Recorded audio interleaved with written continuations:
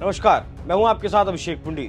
चुनाव आयोग ने लोकसभा चुनाव की तारीखों का ऐलान 16 मार्च 2024 को कर दिया, जिसमें बताया गया कि 19 अप्रैल से 1 जून तक देश में लोकसभा के चुनाव होंगे। ये चुनाव 7 चरणों में करवाए जाएंगे और जो है इसके रिजल्ट आएंगे 4 जून को। मतलब 4 जून को अब देश को अगला प्रधानमंत्री मिलने वाला है। लेकिन जैसे ही चुनाव आयोग ने प्रेस कॉन्फ्रेंस की और प्रेस रिलीज जारी की, उसमें चुनाव आयोग ने 543 सीटों की जगह 544 सीटों पर चुनाव कराने का ऐलान किया, जिसके बाद सभी में हड़कंप मच गया कि 543 सीटें लोकसभा की हैं तो चुनाव आयोग ने 544 सीट कैसे लिख दी। कुछ लोगों ने सोचा कि शायद ये हो सकता है गलती से मिसप्रिंट हुआ हो, लेकिन देश में 544 सीटों पर ही चुनाव होंगे। वो कैसे होंगे उसे समझिए।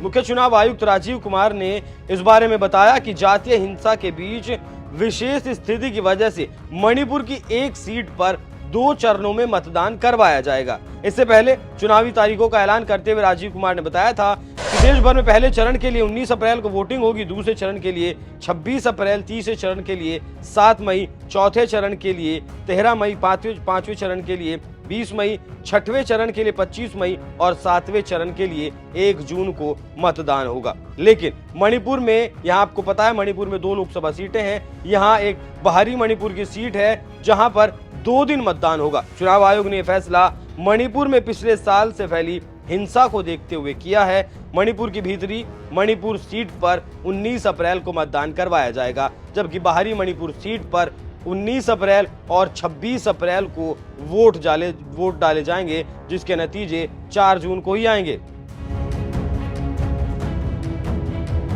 जैसा कि सभी को पता है कि पिछले साल से ही मणिपुर जो है हिंसा से ग्रस्त रहा है। वहां कई लोगों की मौत हो चुकी है और हजारों लोग घायल हुए हैं, हजारों लोग बेघर भी हैं।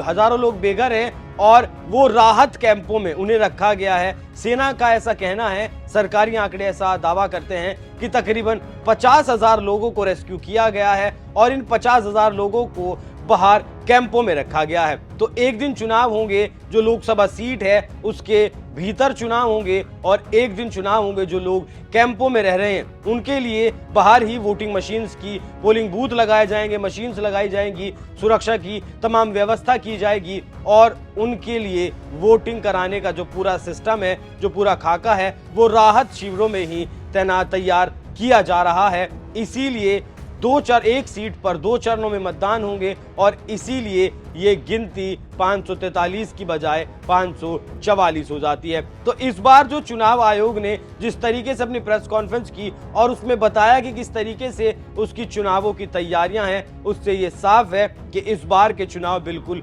फेयर तरीके से होने वाले हैं। और चुनाव आयोग नहीं चाहता कि जिस तरीके से 2019 में कहीं कहीं छिटपुट घटनाएं हुई, 2024 के लोकसभा चुनाव में कहीं भी कोई भी घटना हो। तो जिस लिहाज से, जिस सुरक्षा के घेरे में रखकर चुनाव आयोग वोटिंग करवाने के लिए तत्पर है, प्रतिबद्ध दिखाई दे रहा है, उस पर आपकी क्या राय है? अपनी राय हमें कमेंट कर जरूर बताएं। नमस्कार।